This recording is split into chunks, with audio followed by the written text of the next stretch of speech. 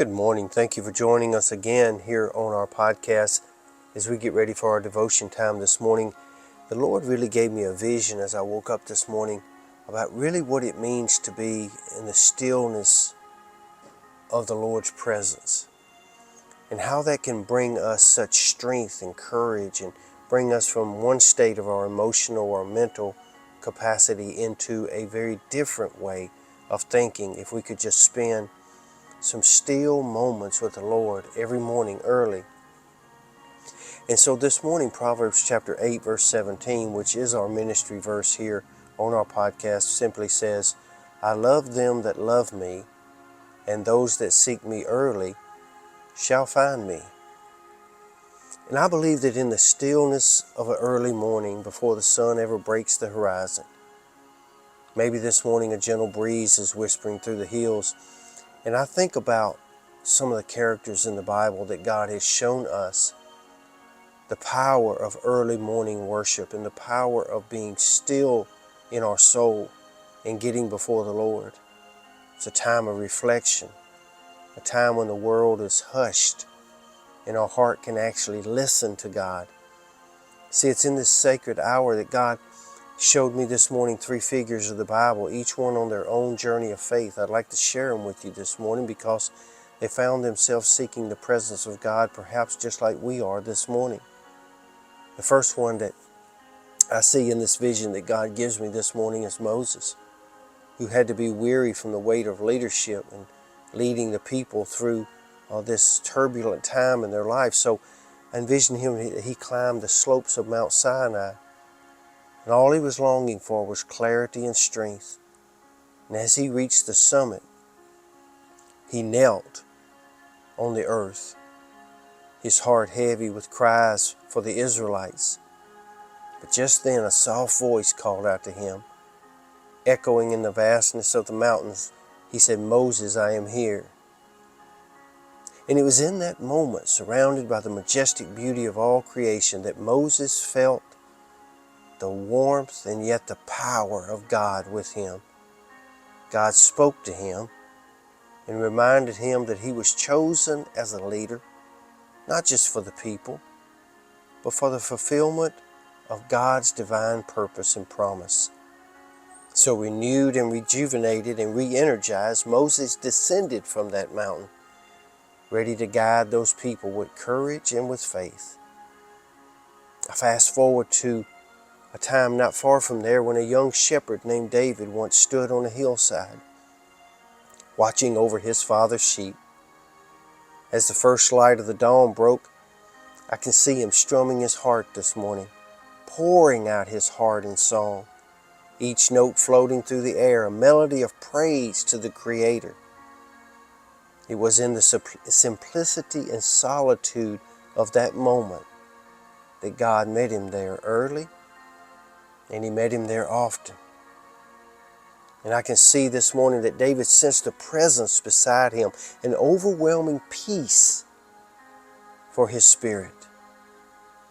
David, the voice of God, affirmed, I see your heart, and I am with you. And I believe in that moment David realized that his humble beginnings would not define his future.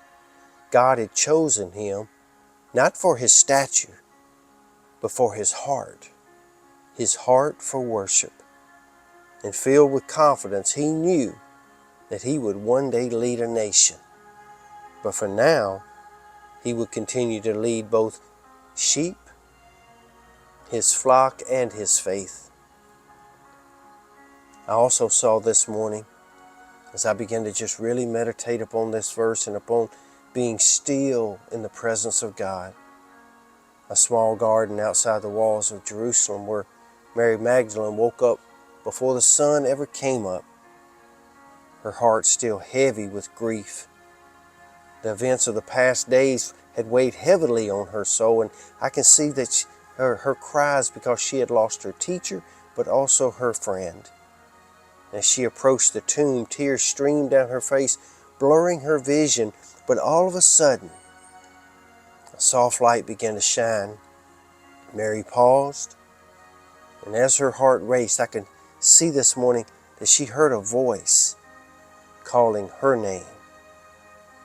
Mary, the voice said, and she recognized that voice, a voice that brought her comfort and a voice that brought her hope. It was Jesus Christ, risen and alive. And in that sacred moment, Mary's sorrow transformed to joy as she understood that death had been conquered and her faith had been vindicated. And she ran back and shared the news, and it filled everyone with a new purpose, and everyone's heart was set ablaze at that moment. I think what I'm trying to tell you this morning, that just like the sun rose high in the sky on Moses, Mary, and David, each experienced a profound encounter with God in the quietness of the morning. And they were reminded that in the stillness of the early hours of the day, God is present.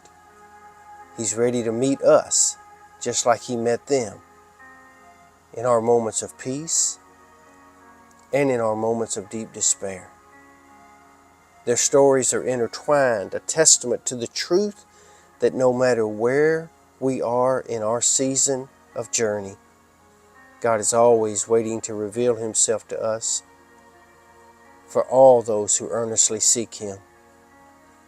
And so in the dawn of this new day, step forward, determined to be transformed and empowered and ready to live out the calling God has placed on your life by just being still in the presence of your God. Today you be safe, you be strong, and you be blessed. And you know that when you seek the Lord, you will find Him.